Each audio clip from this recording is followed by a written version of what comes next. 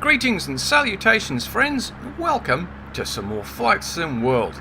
And this is update 5. I'm going to start losing count of these soon. And this is a rather twitchy Vans. Haha! Uh-oh! My buttons don't work.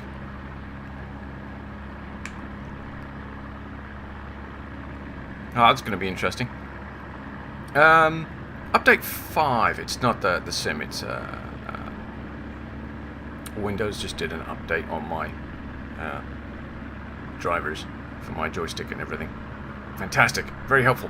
Anyway, update 5. What does update 5 do for us? Well, update 5 does a lot of tweaks with the RV7. The RV7 is getting a lot of love these days, which is good. It's quite a nice little aircraft. All kinds of cool things in it, like that. Haha. Actually, that was very smooth, to be honest. Yes. Cockpit updates, a little bit of movement and shimmy, updates to the lighting in there.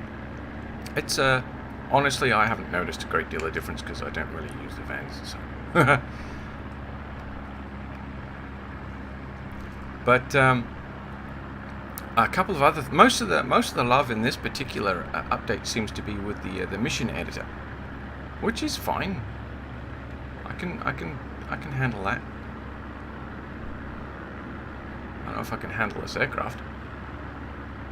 Well, hey, especially since I can't push my button to go back to front view. There we go. It's front enough. Yes, we now have a very minimalist manual for the mission editor. You can find that in its directory, so you actually have to go to the FSW directory and go into tools, and you'll find it buried in there. It's a PDF that you can open. It, like I said, it's very minimalistic. It's very much like the online tutorial, but with better audio. Some minor bug fixes to the way the workshop materials operate. If you don't fill in certain properties when you go to upload your work, it will do it automatically. Basically, they've given it default name and titles and stuff like that, so you can upload it to the workshop with no trouble at all. There we are. That's the Rock of Gibraltar! The name Gibraltar is the Spanish derivation of the Arabic name Jabal Tariq, meaning Mountain of Tariq. It refers to the Rock of Gibraltar, which was named after the Umayyad general Tariq ibn Ziyad, who led the initial incursion into Iberia in advance of the main Umayyan force in 711. Evidence suggests that Gibraltar has actually been occupied a lot longer than history is willing to record. The first actual inhabitants were around 950 BC, and at one point Gibraltar became known as one of the Pillars of Hercules, after the Greek legend of the creation. Of course, the area was subject to the possession of Carthaginians and Romans, establishing some semi-permanent settlements. But of course, the Roman Empire collapsed and Gibraltar became briefly under the control of the Vindians. It is a British overseas territory located on the east end of the Iberian Peninsula and shares its northern border with Spain, so it is disconnected, obviously. The Rock is a major landmark of the region, and its foot has been densely populated by some 30,000 people. Mostly locals, but lots of other nationalities live there too. An Anglo-Dutch force actually captured Gibraltar from Spain in 1704 during the Spanish War of Secession on behalf of Habsburg and his claim to the Spanish throne. The territory was subsequently ceded to Great Britain in perpetuity under the Treaty of Utrecht in 1713. Being the entryway to the Mediterranean, it played an extremely important role in World War II and the navies, and helped control the Mediterranean. Today's economy in Gibraltar is based largely on tourism, some financial services, and of course ship refueling. The sovereignty of Gibraltar is a major point of contention between Anglo-Spanish relations, as Spain asserts a claim to the territory. The locals, on the other hand, overwhelmingly reject the proposals for Spain's sovereignty. In 1967 and again in 2002, they said no.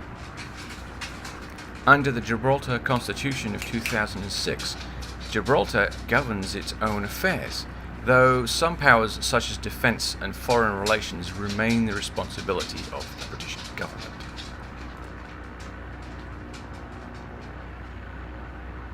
Yes, hello puppy, bye-bye puppy.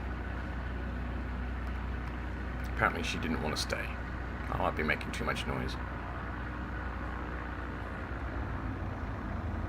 Right, now with all that said and done, let's see if we can get this thing on the floor. I've not really had a lot of practice landing this thing.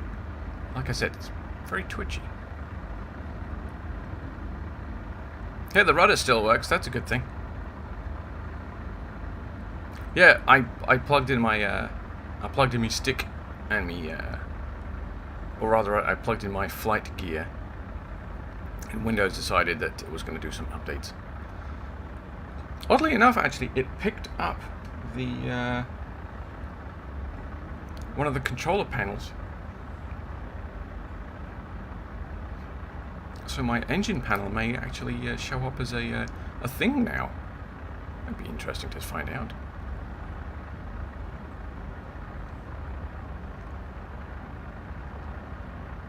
Good grief, I've got this thing on idle and it's still doing a fair amount of speed.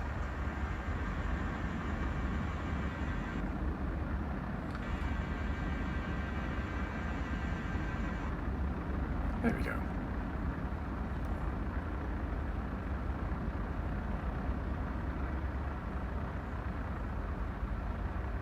Right.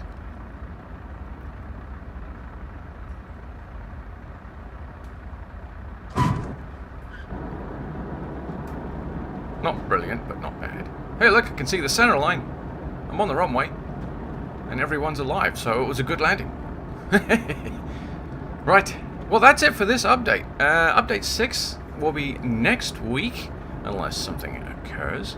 But apparently this month is, well, later this month, we are going to get bombarded with updates. So, you know, brace yourselves. So I guess until next week, I will, and update 6, I will see you anon.